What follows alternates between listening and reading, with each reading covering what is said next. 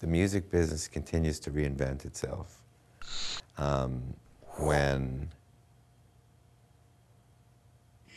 up until 1972, the Congress didn't even recognize the rights of sound recordings in copyright proprietors. So, I mean, I go back to, again, my influence that the Beatles had on my life, and I think about Brian Epstein.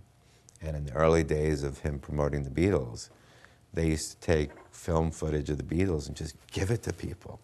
And it was thrown into the public domain because he never even thought about, oh my God, you know, there's a valuable property right. I need to protect the name and the likeness and the image of my artist. It was all about exposure. And in 1972, the United States Congress passed the first Sound Recording Act that protected sound recordings for masters that were created.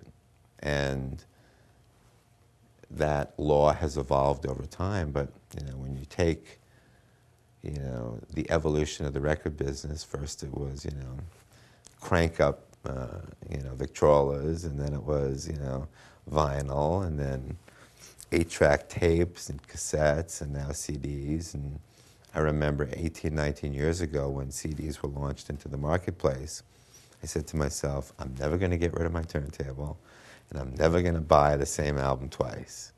And I got news for you.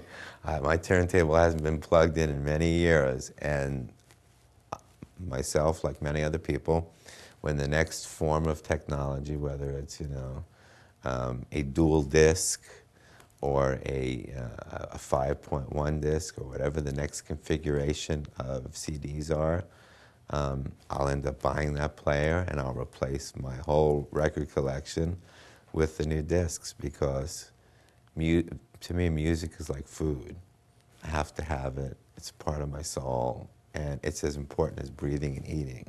And so I think that the music business, as long as it reinvents itself to keep up with new technologies, will always exist and will always thrive.